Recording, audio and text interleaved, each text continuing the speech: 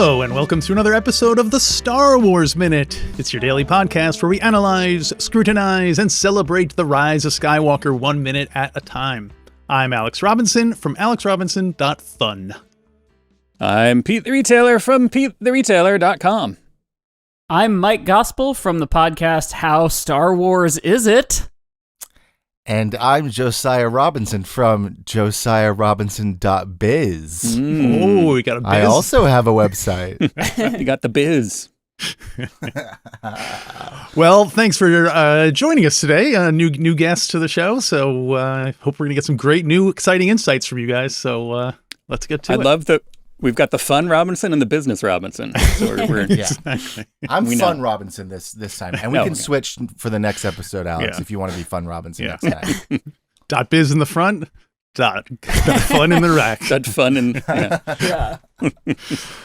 All right, well, we're talking about minute 131 of The Rise of Skywalker today. Minute 131 starts with Rey Palpatine emerging from the Falcon on the sandy planet of Tatooine.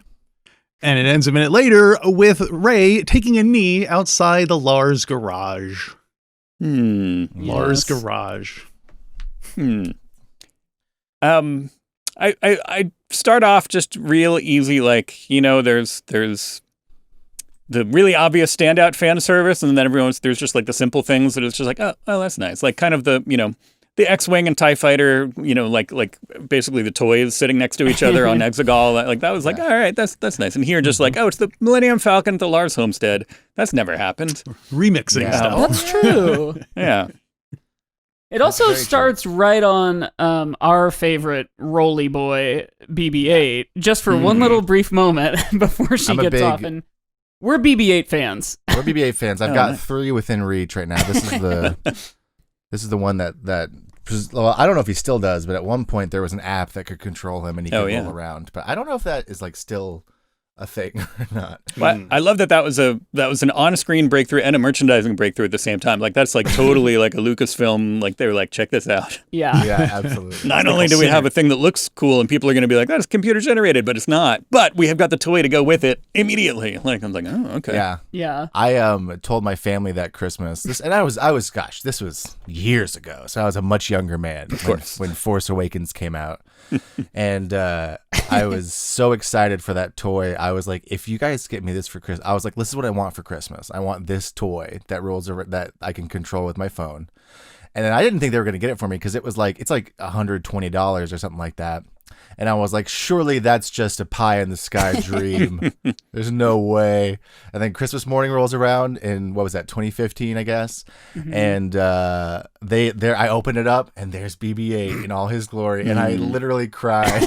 I was so happy I cried. You were like that kid with the N64 and the meme ad thing. Yes, that was me. Yeah. That was my energy. But at what, 25 years old? As a 25-year-old man. Still in footy pajamas, but with a beard and just being like crying over a toy. The footy pajamas from when you were in like first grade, I think, too, right? Yeah, they were very stretched. Yeah. At some point, you got to cut the feet off because it's like, well.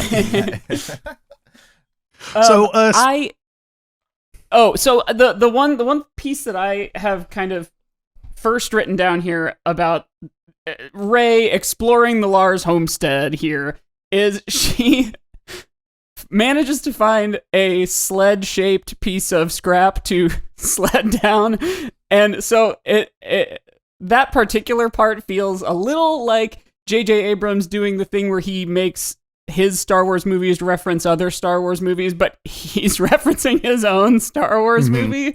He's like, remember when Rey did this?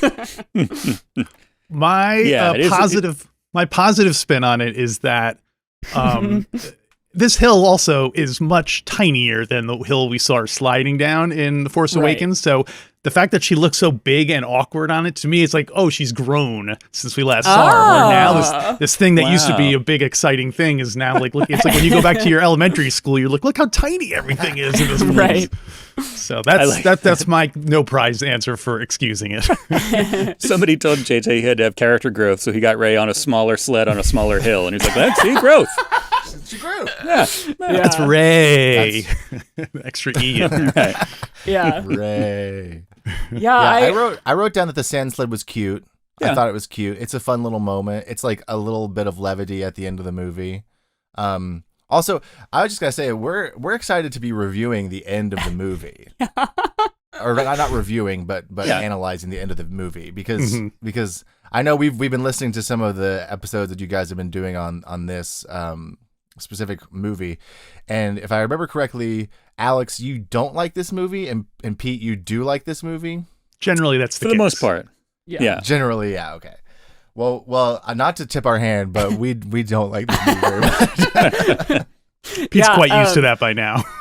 Pete. Sorry, Pete. No, it's okay. Well, so I went to school for design, and having critiques all the time when a teacher or a fellow student kind of comes at you for a thing you aren't even presenting. You know, like if your design is hamburger and they're like, well, I wish it was ice cream.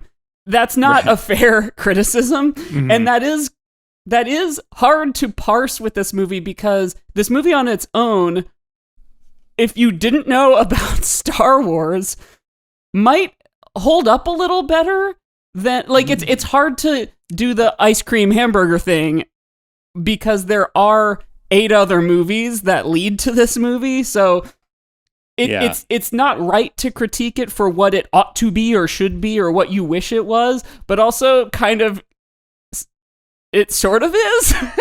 Yeah, it's hard not to. Yeah. Well, there's no way, nobody was going to be 100% satisfied with what, like, there was no way to make a movie that was going to please everybody with this, I don't think. But I'm not saying they did, like, I'm not saying they did the best they could, but I'm saying that no matter what, people were going to be unhappy with it. But yeah, it's, I would love to see somebody who had like, this was their first Star Wars. Like that, that has to exist, but it's got to be a strange, like, entree into it. To being like, oh, huh, all right. Did they then go back and say, did they then go back and say, I'm going to now watch all the other Star Wars movies? And they're like, what? This is terrible. Like, they think all the other movies are right, yeah. I've been blessed multiple times in my life to get to introduce friends to Star Wars for the first time, which is very fun to do. And I always start with I literally, gosh, I'm just talking a lot about Christmas. I don't know. I'm getting ready for the holidays. But a couple of years ago for Christmas, my parents got me a VCR. So in the year, like, they're like, it's been on your list for all this time, and we finally got one. We fast-tracked the BB-8 toy in lieu of this VCR. Yeah, but I finally have my own VCR. Nice, and wink, wink. Specifically so I could play my box set VHS of Star Wars. Oh, nice. That's basically the only reason I have it. And I've used that box set to introduce multiple people to Star Wars over the years. And it's always been very fun. Like, before the sequels came out in 2015, I had a friend who had never seen it. We watched all of them leading up to it, and she loved it. But I don't know if it would go the same route if I was like, hey, you haven't seen Star Wars? Let me tell you where you gotta start. Rise of Skywalker, all right? For at some point, I kind of hypothesized, what if you did made a trilogy out of the trilogy of trilogies, and if you just showed somebody Phantom Menace, Empire Strikes Back, and Rise of Skywalker, you just did 1, 2, and 3 from 1, 2, and 3. Like, how would they react? Yeah. Weirdly, the only character who's in all 3 is Palpatine. So he'd be he must be the main character. Yeah. So it's a movie about 2 robots and a wrinkle guy? Yeah, basically. I also wrote down, like, in my notes here, I've got that it looks dark on Tatooine. Like, there's clouds. It looks cloudy.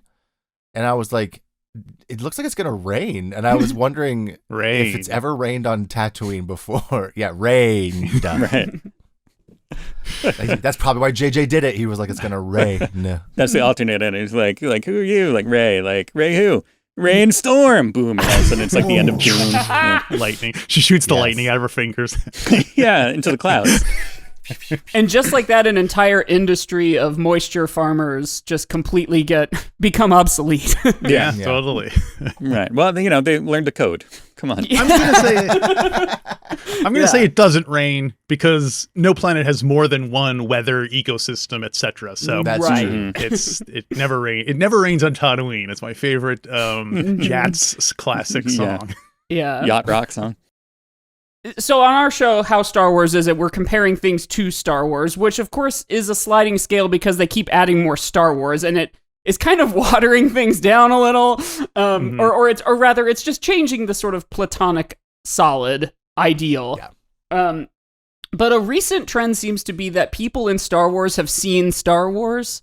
In fact, I think I was listening to your episode with the George Lucas talk show guys, and Watto, I was gonna but Watto said something like, "Oh yeah, they all saw Return of the Jedi. Lando's one of the characters," and this little visit to Luke's boyhood home reminded me. It made me sort of think like it's Rey's backlot studio tour, or like her like when they do like a Hogwarts experience. It was like her getting to go do that from her favorite movie.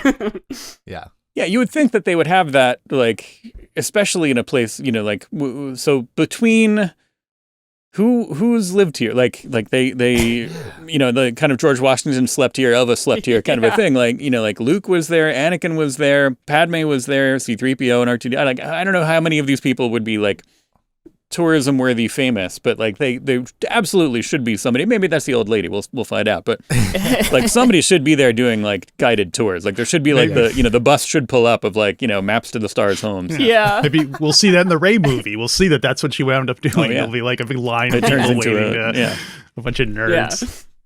That's the start of the Rey movie journey, is that she's a down and out tour guide to old Star Wars locations, and then she has to go through the hero's journey again. Yeah, learning all the different languages.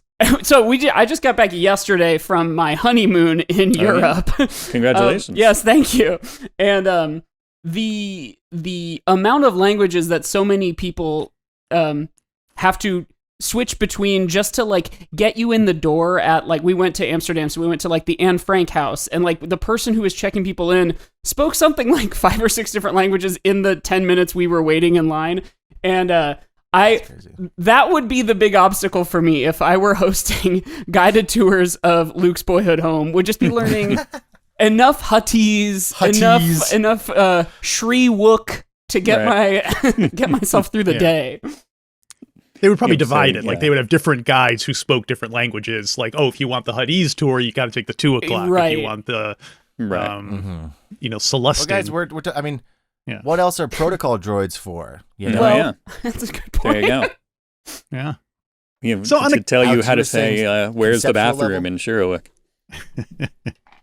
Yeah, on a conceptual level, I'm not sure how I feel about Rey visiting the Lars homestead. Like you said, it feels much more like hey, you know what, Star Wars fans would love to see that. And like she's looking around it like, wow, that's where the Larses had lunch that time. And oh, look, it's where Luke's...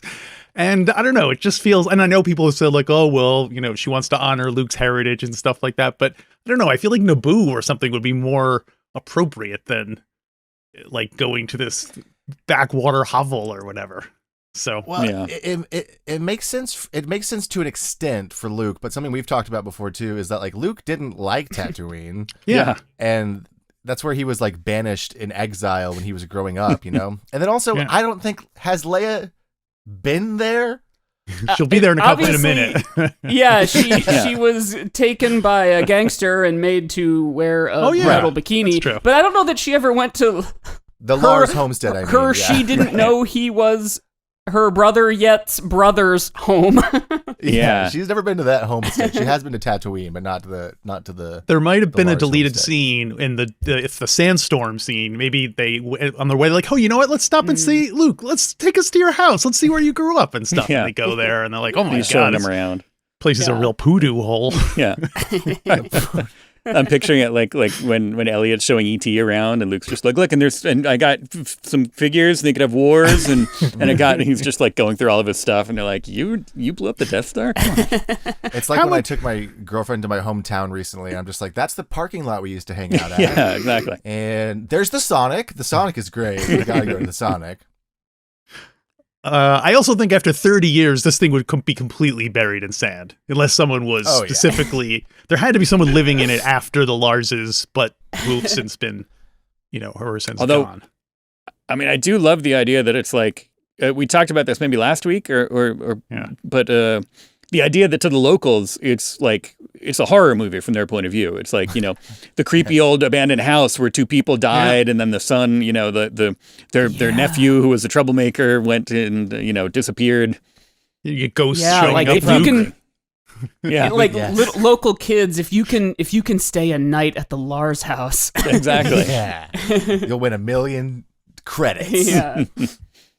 I think it should have been like squatters there. It should have been like Walt and Kitster and Fixer and Cammy and Alfalfa and the whole gang. They're kind of like all scrounging around, hanging out in the garbage everywhere and stuff. They're all begging Ray to be like, "Hey, can you put us in your movie that's coming up?" Please. We were almost in the original Star Wars. They tell her. She's like, "Oh my gosh, that's crazy." Is it possible that entropy works different in Star Wars? Because this movie also shows the Death Star 2 didn't really explode all that big. It just kind of landed in giant chunks in the water. Like, your point of this should be buried in sand. Like, maybe things stay. Except for people. People age really quickly, but things are forever. They have the Force in this universe, so maybe the Force decides what's important. And so things like the Death Star, it's like, well, there was that knife that had a specific shape, so we have to make sure that doesn't break down.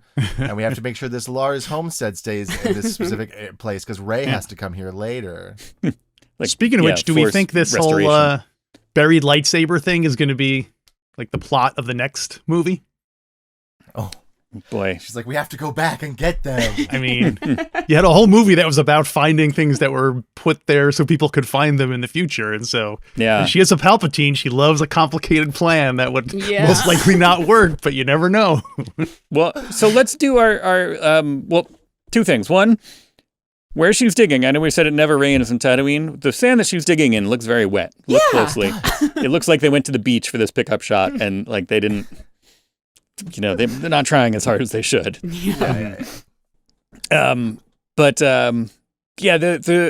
Let's track down. Okay, Obi-Wan's lightsaber presumably was on Death Star 1, and either Darth Vader took it with him somewhere, or it blew up when the first Death Star blew up.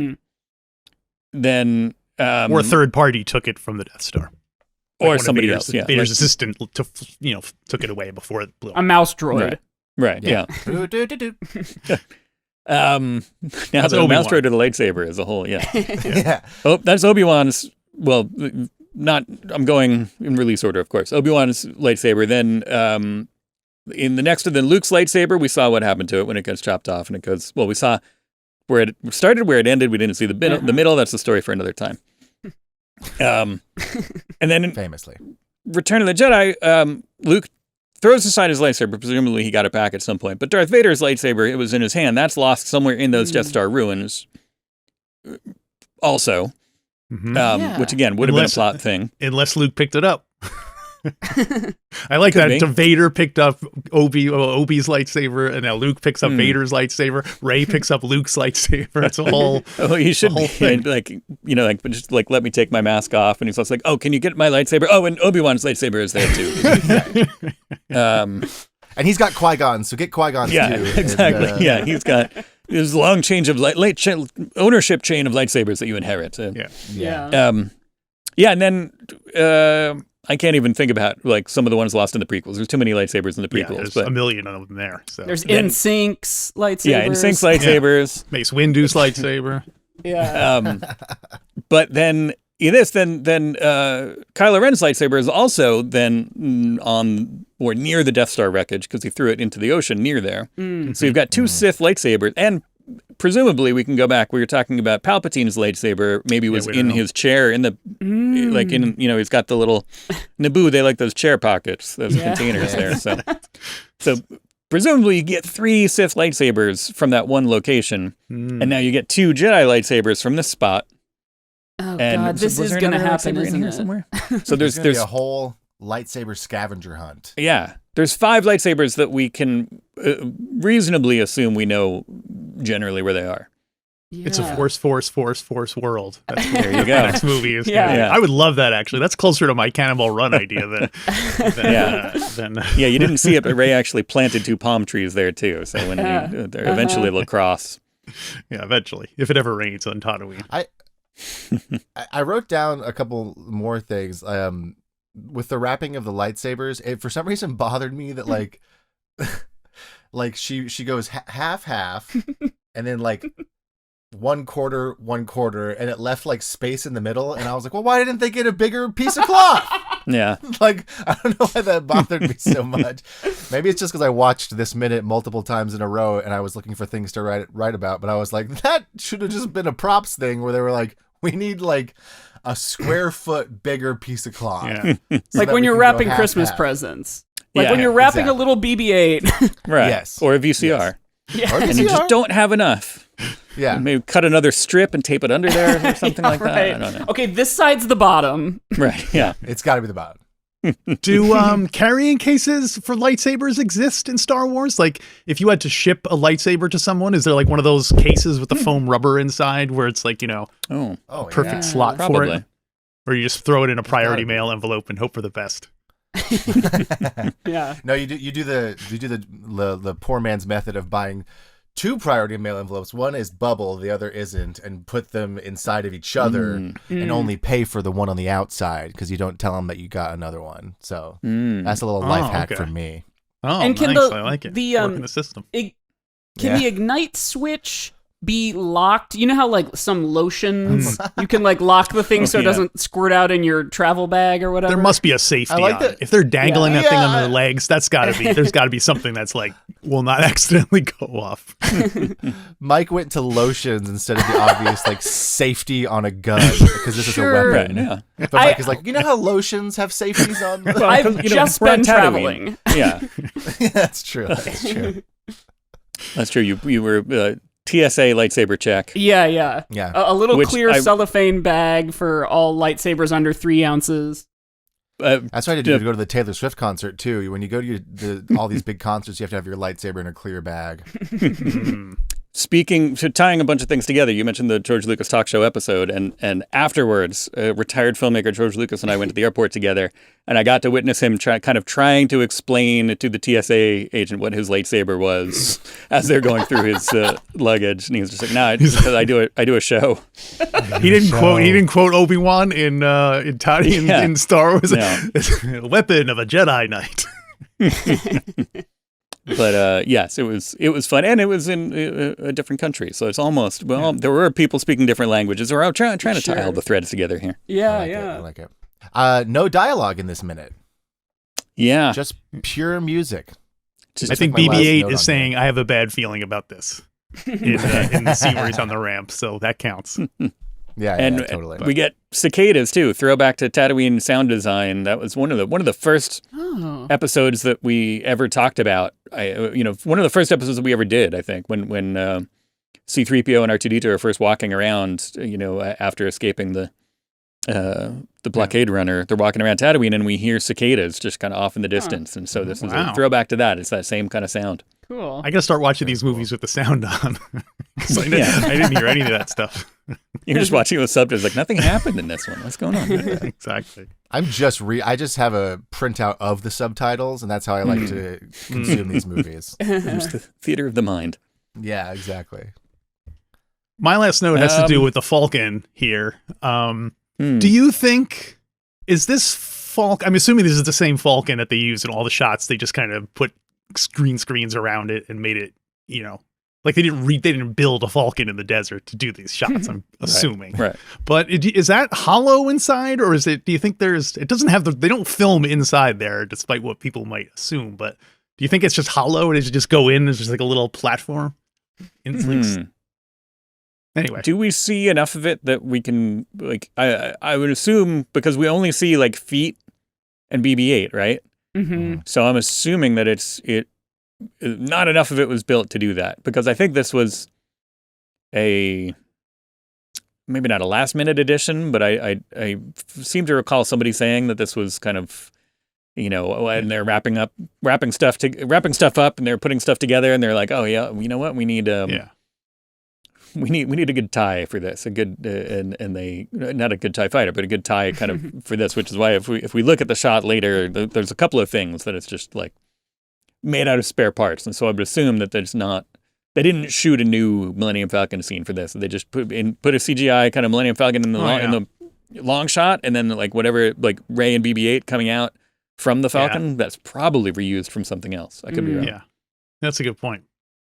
I think in Solo, I think there is a scene where we see people in the scene after L3 starts the revolution and they're escaping Kessel and they're backing up into and shooting. I think there is a shot where they go from being on the ground shooting and then running up and it follows them. But I think there might be there's a little bit of computer trickery in there where an edit where you might not be obvious. But yeah, it gets dark for like just a split second. Yeah. So it could be that that's where they have, if they did have like the shell of the ship, that they have like Video Village in there. I know when they did like Edoras in the Two Towers, they built a bunch of the actual village buildings, and it was just where they like had crew lounge or that's where Crafty's at.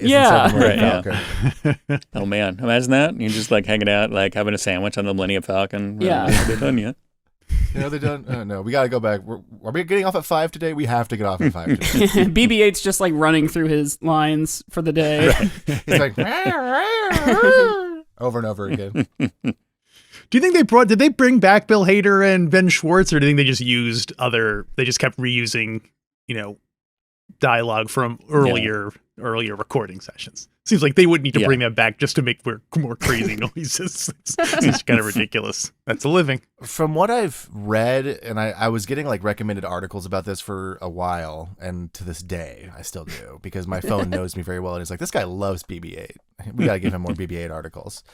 Apparently, no, they did not bring him back for the sequels, and Bill Hader specifically like doesn't like the fact that people come up to him and are like, "Oh, will you sign my BB-8 thing?" Because he's like, "I really didn't do anything." Like he doesn't feel very connected to the role apparently, which makes sense because he didn't. I mean, he made some noises, but he VROLL. Yeah, the role, as it were. The thing I like about that is that it's another actor who Star Wars has ensnared and like permanently stained for forever being pestered by people because of that. Just like Mark Hamill and all the other people before him. There'll be like on the many different like Twitter accounts that we follow, or especially that our podcast follows, just for sake of Star Wars engagement. There will be something that it's like, "Happy birthday today to Star Wars actor so and so," and it's just someone way off in the background that you've never heard of. Yeah, John Wayne. Yeah. It'll probably be like in the. I mean, I'm sure he has like. I'm sure Bill Hader has like specific things that he'll sign or whatever, because a lot of the celebrities are like that. Like one time I saw Scarlett Johansson in a play on Broadway, and I knew I was going to see her, so I brought a Black Widow comic that was like a recent relaunch #1, and I was like, "Oh, I'm gonna try to get her to sign it," and then literally like. At the door, that like a huge security guard comes out and he's like, "Ms. Johansson will only be signing things from the play." All the nerds are like, "Ah!" I know. The whole group walks away.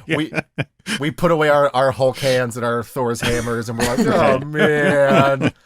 And then she didn't even come out at the end, so she didn't sign anything. So we were like, "Whatever." But yeah, I'm sure that's gonna be Bill Hader's life. He's gonna be like, "No BB-8s." Yeah. Until he comes back to it later on. Like as an old man, maybe he'll do like a the guy that built Data. They'll do the same thing. They'll bring him back, and he'll be like like the guy who made BB-8. I think they'll have to use him with his personality.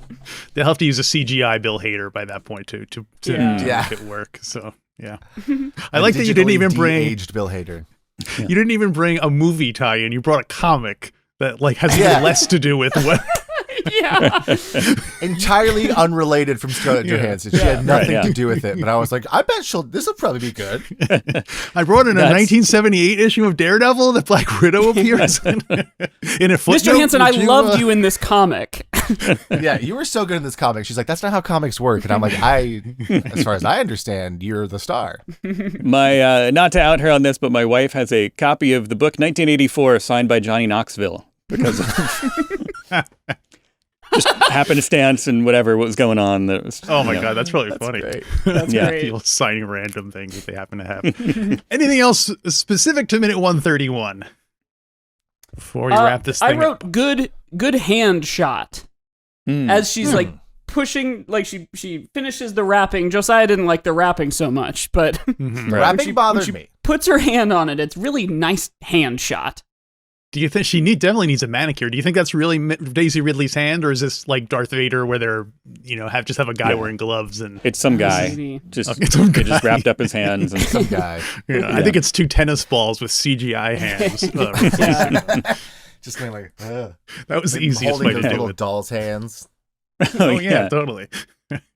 like those little ones that fit on the end of your fingers. Yeah, that they sell in That's the what it thing. was. So, and it's a really tiny lightsaber thing. Yeah. Yeah, that's the thing they didn't tell us, is that all of this was miniature. This whole scene, the lightsabers included, all miniature. Very classic Star Wars. Right.